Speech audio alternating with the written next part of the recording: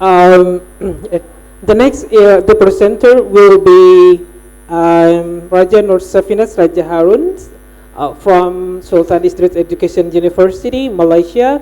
Okay, please welcome to the stage. Okay, her recent interest is ESL, teacher education, innovative pedagogy, and then classroom discourse. Okay, and then we will be happy today, and then because we will share, and Roger will say 21st century skill teacher attributes, and then the practices of TSL student teachers. And then yes, the time is yours, probably just 30 minutes, and then we have 5 minutes to discuss. Yeah, thank you.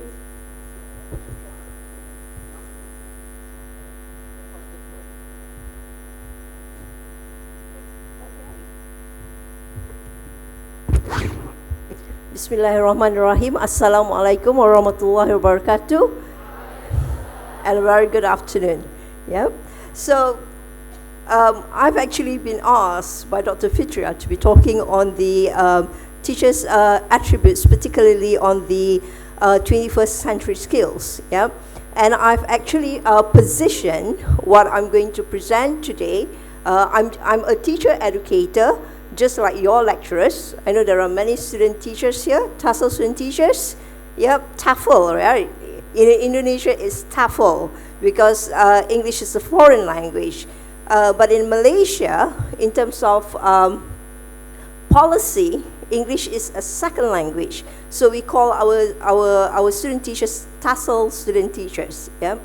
And there are also teacher educators here, and I think teachers as well.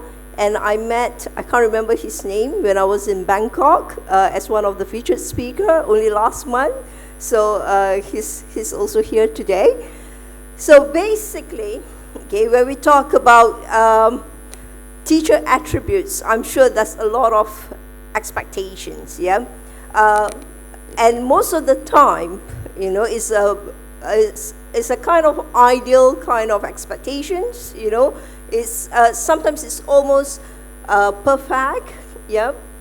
There are a lot of characteristics that is expected out of a teacher, and how with those sort of characteristics and attributes they can actually what do you call that, help or assist or have an effective teaching and learning with their students.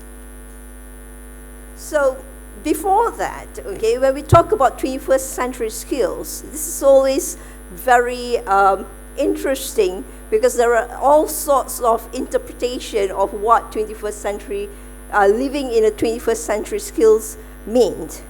But I'm sure, like we have listened to Pak Willy in the morning, okay, many people think that technology is actually part of living in the 21st century skills.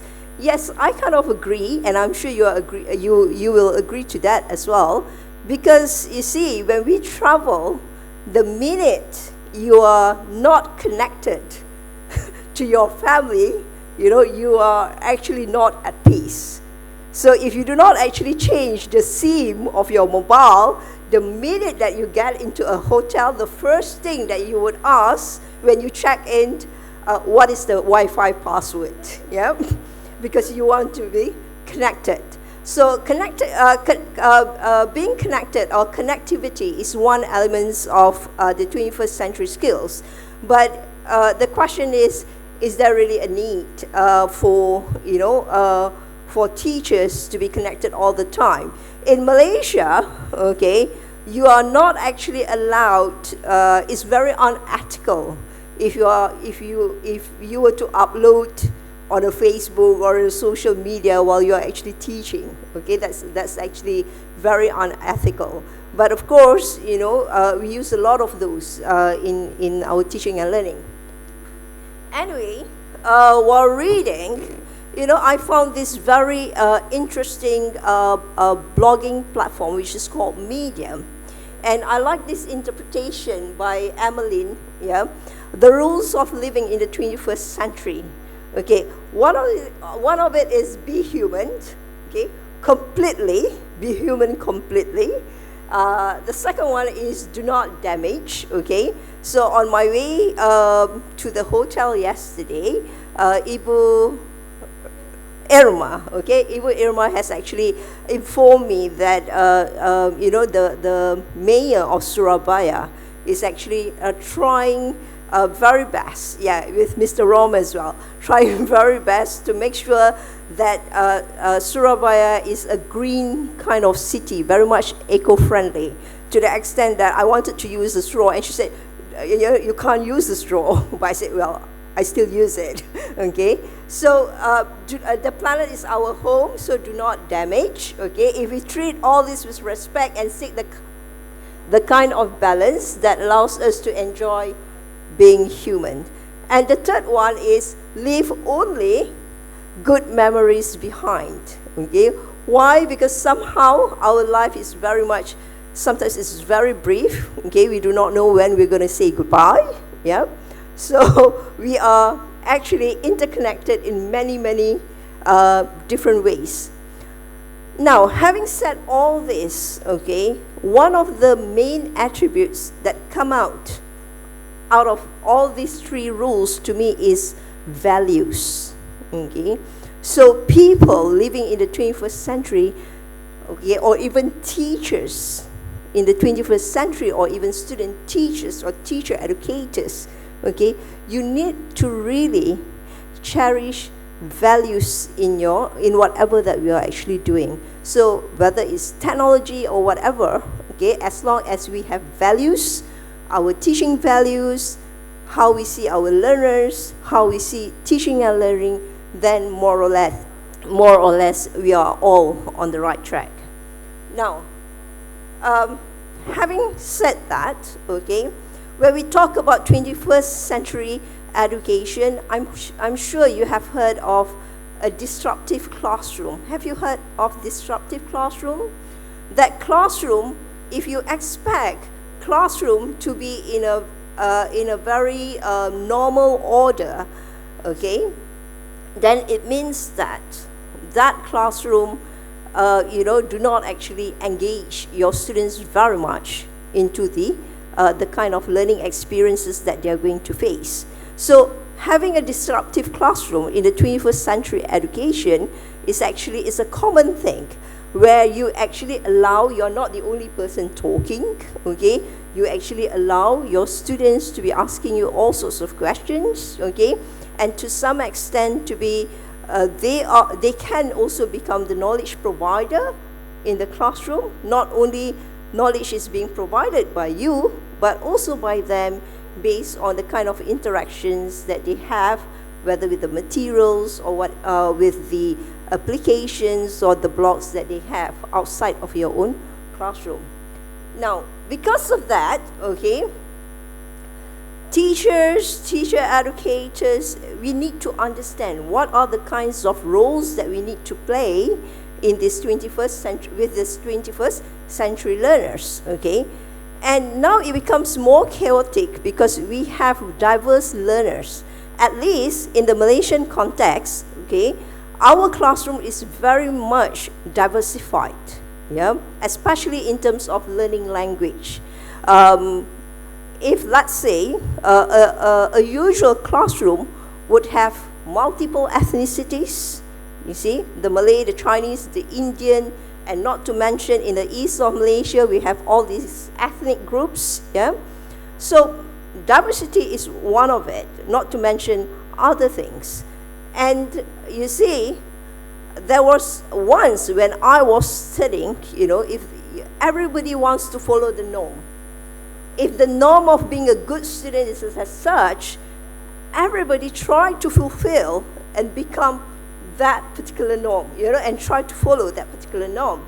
But now, when we talk about the sustainable development goals and SDG 4 under education, okay, we are actually embracing diversity. So if you are unique, you are diverse, okay, in many ways, that's the chance that people will actually notice and you become more outstanding. Okay, there are 4 essential rules. Okay, this is taken from Teach Taught of the 21st century learning. Okay, if your classroom, okay, and the instruction in your classroom is student-centered, then yes, you have a 21st century learning.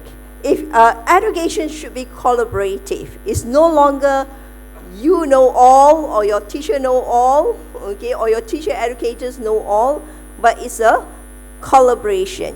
Okay, student teachers needs to become knowledge creators as well as knowledge curators. You know, there's so many things out there that you can actually curate and make sure that it is relevant and appropriate for your students in school.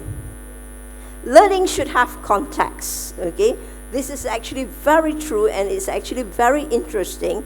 I will share with you shortly on how context actually change certain kinds of attributes that my student teachers actually have. And school should be integrated with society. Okay, you need to have engagement, and I was actually very pleased. Was it this morning that somebody, I can't remember who, I think it was you, Fitra, who mentioned about community engagement. Is it you? There was someone who actually mentioned about community engagement, and I think that is actually good. You know, student teachers should be able to do service learning, in which you can actually go out to the community and actually share the kinds of knowledge. So in that way, you are more relaxed and more comfortable when you are so used of managing with the learners.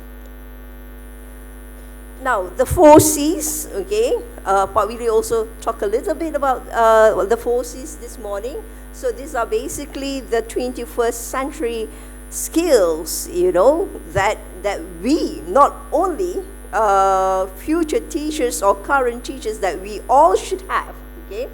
Collaboration, communication, creativity, as well as critical thinking. It looks very nice up there. But, you know, in terms of implementation and in terms of trying to actually encourage your students to use creative thinking, is not that easy, okay? And what follows after that is the kind of measurement or the kinds of assessment that you do in order to see whether creative thinking or critical thinking really happens. Now, with that sort of 4 C's, of course, again, there are expectations of what teachers or student teachers should be able to do, okay? Should be able to become the adapter, you know how to manage your learning, your classroom, the communicator, the learner. There are times that you need to stand back a little bit, okay, and let your students tell you what they have in mind, because you might, some students are actually very proactive. They go out, they read a lot, so you do not know what they are actually reading. So I have a lot of generation gap, even with my student teachers, to be honest, okay? So there are times that I honor them, and I said, okay, come to the front, share with your friends what kind of strategies that you have or what kind of strategies that you actually use. So there's a lot of collaboration happening there. Okay, the model and also the collaborator. Now, of course, all this, okay, having all these expectations, okay, it gives a lot of challenges for the teacher education preparation, okay? Multiple contexts are not easily replicated. For example, how do we actually prepare our students? You know, it's the challenge for the teacher educators. How do you actually prepare your student teachers to go out there, okay, in schools and to be readily available, you know, will be able to teach when the kinds of context that you want to provide, and as an example, is actually very much a lot of context, and it's multiple. So again, I was talking about learner diversities. I was touching on the ethnicities, but in reality, okay, You have different language, different culture, different religions, different economic status, not to mention learning preferences. If you know multiple intelligences, some learners are very much visual, some are kinesthetic, some are oral, all sorts of things. So who said teaching is easy? Okay?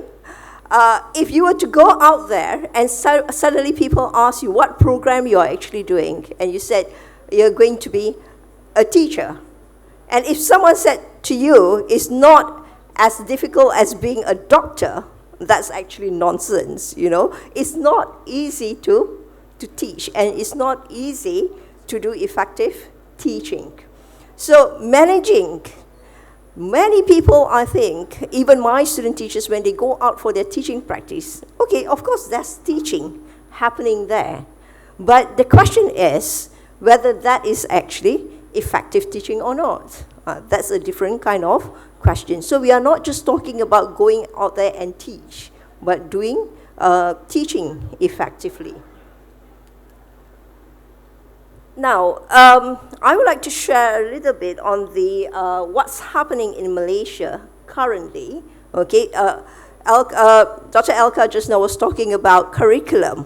So we have actually changed our curriculum. Okay, so this is actually in accordance to the English Language Reform 2013 to 2025. No doubt, Pak Willy presented, okay, that in terms of proficiency, Malaysia is the second among the Asian countries.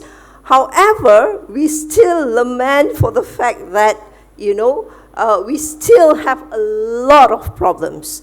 Many of our population, or I said students in Malaysia, they are so good at writing, but not so much in terms of speaking. Okay, if you look at the statistics or feedback from the Job Street kind of analysis, okay, one of the skills that's actually lacking among the graduates in Malaysia, to the extent that it's a problem for them to secure a job, is the oral communication. Okay, they're so good in writing, okay, but not so much in terms of expressing themselves. And with the Cambridge baseline study, this is in collaboration with Cambridge English. So with the Cambridge did a baseline study in 2013, and it was found that our teachers in schools also have problems, a lot of problems with their pedagogical skills as well as proficiency. Okay. Now, the latest one is what we call the KSSM syllabus, Curriculum Standard Sekolah Menengah, or is the Malaysia Secondary School Standard Curriculum, since 2015, and now it's actually gradually changing the old curriculum and replacing it with the new one. Okay, because they do not actually change it straight away. We started with Standard 1 for the primary school and also Form 1. So now the secondary school is already in Form 3. Okay, so it was like a few years back. So it's a CFR aligned syllabus, Common European Framework Reference. We use the Common European Framework Reference from A1 until C2 to actually benchmark the standards of our students as well as the whole population proficiency. So for English language teachers to be, you have to achieve the proficiency of C1, which is high proficiency.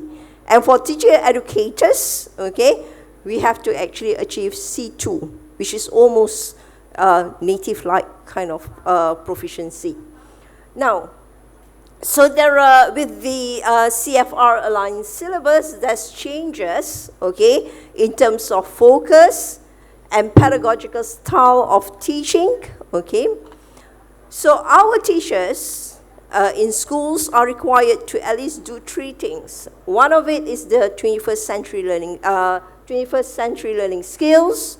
Another one is the differentiated instruction, and also a lot of formative kind of assessment.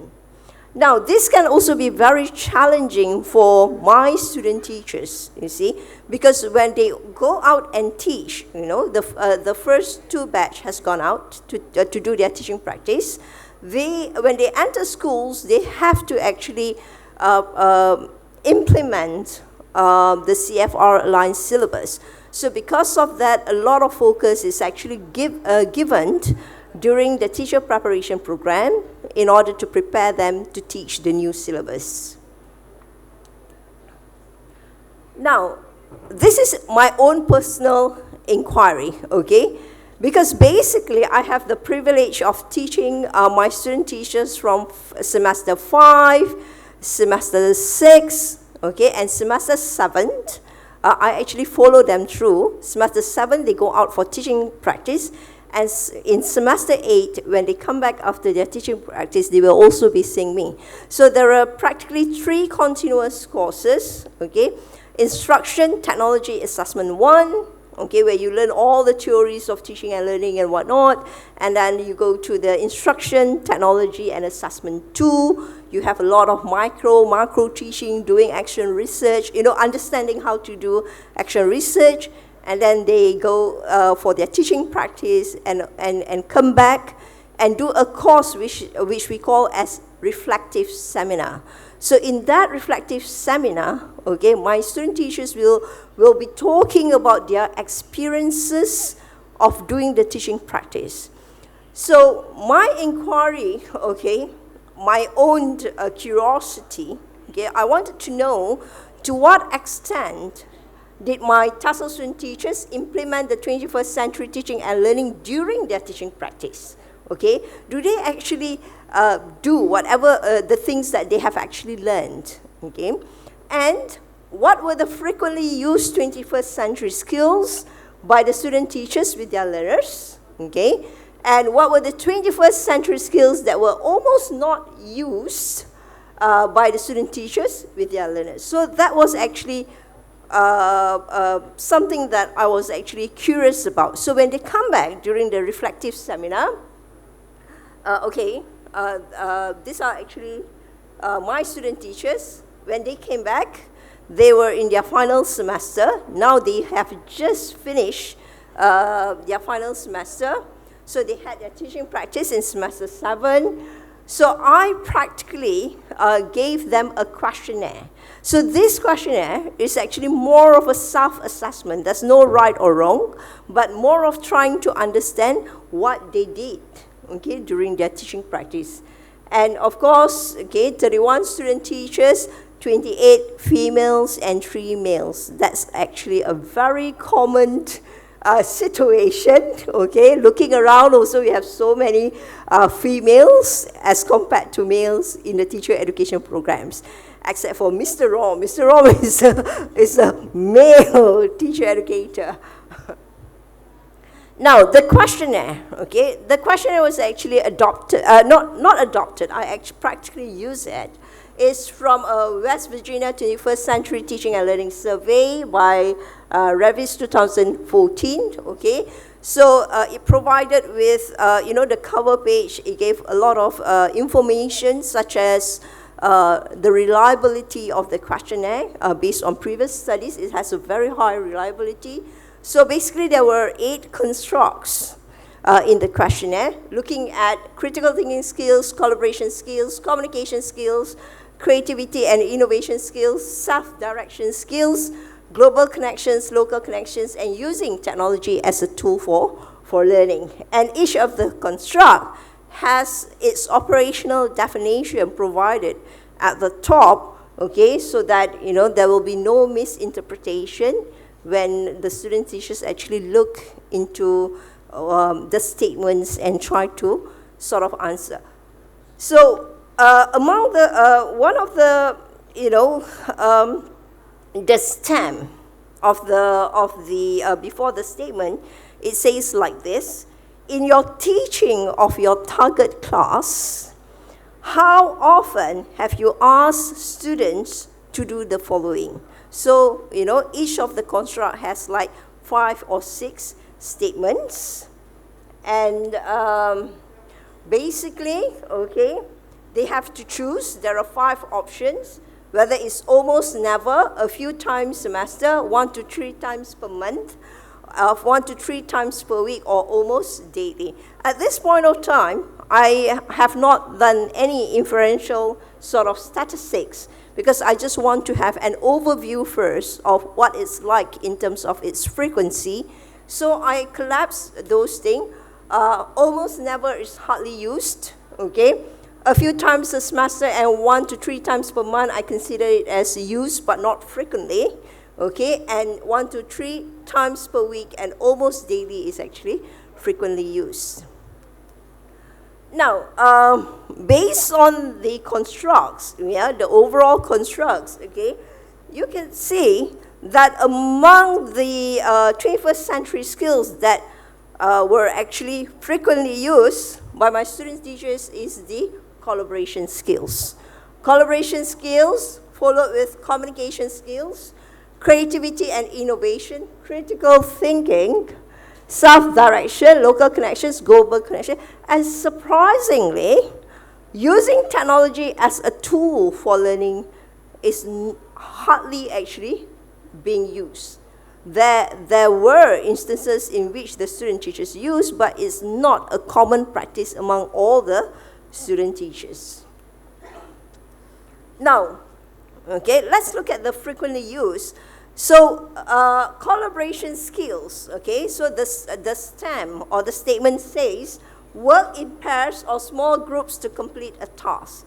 So the student teachers was found to, many of the student teachers tend to use this almost daily, okay, when they teach their students in schools. And only 4 use 1 to 3 times per week, which is considered as frequently used as well.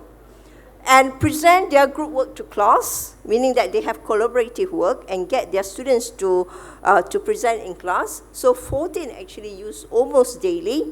Work as a team to incorporate feedback or group tasks or products, okay? 10 student teachers use almost daily or incorporate that in their teaching and learning, okay? So those are for the frequently used. I'm just giving you one example. And just now, not at all being used or almost never being used is the using technology as a tool for learning, okay? So among the 25 almost never is using technology to interact directly with expert or members or local or global communities. This is basically understood because, while you are actually learning how to teach and when you go out for your teaching practice, of course, you focus more on your classroom rather than trying to engage. So this might give a different result if the teacher is actually is a permanent teacher in that particular school. Use technology to keep track of their work on or extended tasks, okay? So meaning that the student teachers did not actually use any other platforms like a Padlet or something else in order to monitor their students' progress. And use technology to help them share information, multimedia presentation, software, blogs, and podcasts, okay? 12 said almost never. Okay, even though teachers are actually encouraged to use technology in the Malaysian classroom, but somehow the kind of facilities that we have in the schools do not really support the use of technology. Because, for instance, our school is not connected with Wi-Fi. Even if you have the accessibility is very limited. So that sort of thing actually stop them from actually using the 21st century skills. Now,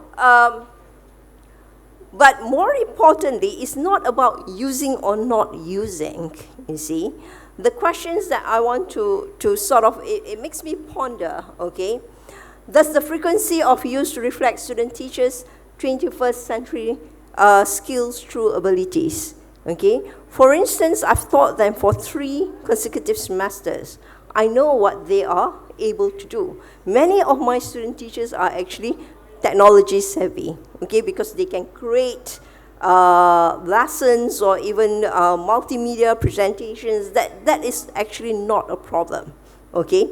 But the issue here, okay, if teachers do not use, or if teachers do not actually incorporate the 21st century skills to some extent in their classroom, that could actually be some other reasons, and not just because they do not actually have the skills, okay? So what I'm trying to say here is that, you know, teachers' decision making actually plays a very important role on how actually they decide whether to use or not to use to a certain extent. Actually, we have a Padlet interaction in which they actually provide evidence of why they are using certain things and why they are not actually using certain things. The second thing, does the teaching context play an important role in student-teachers' decision-making of incorporating 21st century skills? That's why I said just now earlier on. Context also is another important information that we shouldn't be disregard, okay? That's why, because sometimes when we talk about teachers' attributes, we tend to be very ideal. But this is actually thought-provoking, that there are actually other things that we need to consider, and we can't just prescribe that, okay, teachers should have all these attributes, because there are other things that for instance, the teaching context that actually shape the kinds of teaching and learning that actually happens in the classroom. Now, so the third, what kind of teaching attributes do we need to prepare our student teachers with? Now, in UPSI, okay, we have actually come up with 4 main attributes. And with these 4 main attributes, of course, there are sub-attributes to describe, but we feel that the first thing, as we call it 3C and 3CIA, okay? Teachers need to be compassionate, because when they are compassionate, they will be able to assess their learners well, and they know what they can do and what they cannot do with their learners. So now our student teachers going into schools, the first thing that they need to be doing is carrying out a need analysis in order for them to actually understand who their learners are. Secondly, of course, collaborative, okay? We feel that, okay, when student teachers have these attributes, you know, they are not just thinking and working within their own paradigm, but they are actually extending their thinking and sharing it with others as well. So creative and innovative. Actually, for this one, we have a lot of evidences and what kind of creativity and innovation that our student teachers did, okay, but this is still in the process of evaluation, and, you know, I'll reserve that for another presentation. But most importantly, okay, and more importantly also, that teachers need to be adaptive. We know the context out there, okay, and how it is chaotic, how it's multiple, how it cannot be replicated. So the skill that our student teachers need to have, or teachers need to have, is adaptive. So we need to develop teachers who are thinking teachers, who are able to assess their situations and with their self-awareness and self-assessment, they can best decide what would be suitable for their teaching and learning context. So as a conclusion, okay, what teachers do in their classroom do not necessarily reflect their true abilities, as this is guided by their pedagogical reasoning.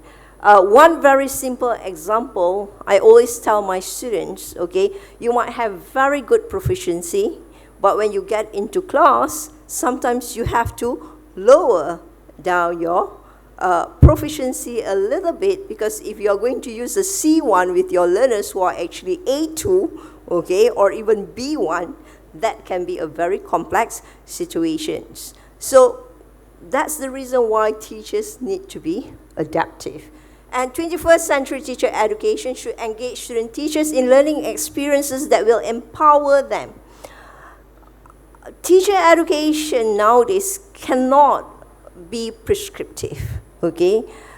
Teacher educators, you need to provide platforms in which student teachers can actually have a lot of learning experiences that would enable them not to be engaged, but also to empower them as well as emancipate them in terms of, learning how to teach.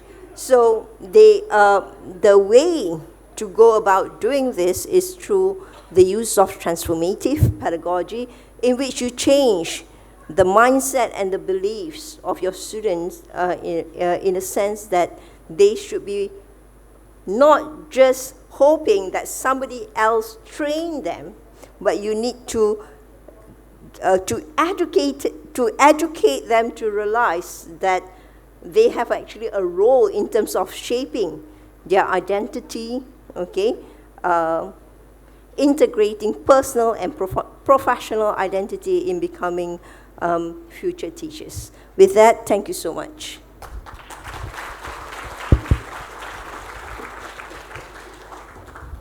Okay, thank you very much for insightful explanations on 21st century teacher attribute. Probably I will open only one question, for example, because we have just the time is goes very fast.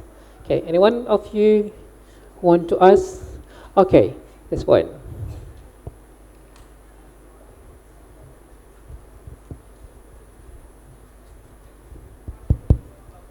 Assalamualaikum warahmatullahi wabarakatuh.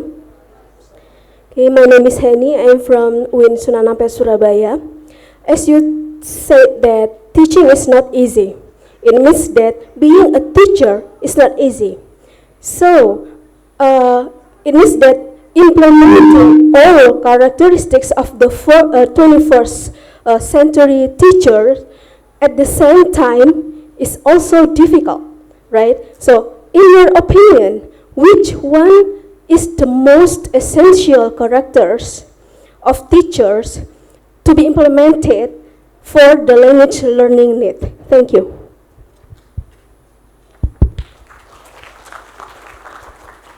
Okay, thank you so much for your question. Okay, if you were to ask me, I would say being adaptive.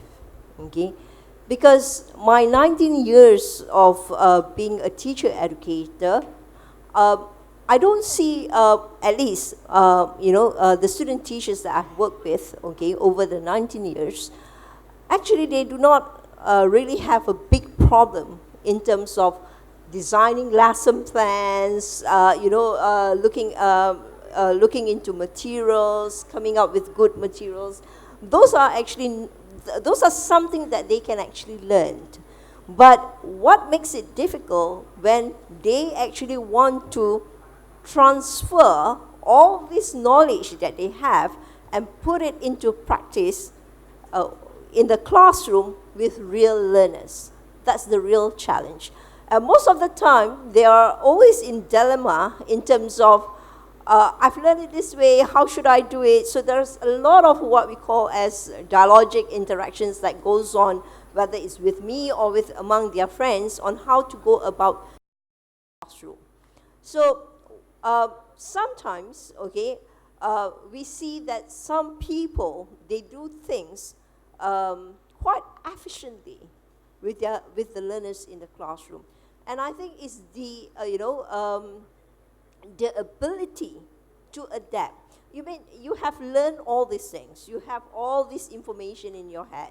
But at the same time also, you cannot be getting into the classroom and trying to do something that you want to do, okay, without actually thinking of the learners. So it's understanding the learners, which sometimes can be very difficult and it requires time. So when we talk about novice teachers, okay, usually people would say after 3 years, then only you'll be more comfortable with teaching. So that's actually very sad. And to me, you know, if you can be adaptive and if you try out things, and if it's not working and you try it out again, okay, like Pak Willy said, again and again and again, you know, not just in terms of proficiency, but the idea of trying out. If this does not work, and Dr. Elga mentioned about action research, okay, so you have to actually problem solve and think, okay, this is not working, why is it not working? So what should I do next? And keep on trying. So in that way, you can actually improve. My student teachers are now actually in the 4th week now, currently, okay, in their teaching practice. So interestingly, they said, so there were a few characteristics that they found in the teach-taught. Those are actually phases in teaching. So one of them was saying, Ying was saying to me, she said, you know, there's this continuum, doctor, that now in the 4th week, in the first 2 weeks, I was like in the survival stage of trying to look at my students and trying to understand, oh, what is this? Or, you know, trying to really understand the learners. But interestingly, she said, now is the 4th week, she is at the experimenting stage. She said now that she understands her learners better, after doing all the needs analyses, they got feedback, so she's now experimenting things. So when she's experimenting things, this is where, okay, teaching happens. So, you know, I hope I answer your question. All right? Yeah, I'll give a big applause to the presenters. Okay, I can point out some, what is it, a point that no teacher will left behind as long as they are aware of the 21st century learning characteristic or a 21st century skill in which the teachers should have. Okay, the last one probably presenting a souvenir by the committee, and then I will invite Ibu Rahma to come forward to give the souvenir to the presenter.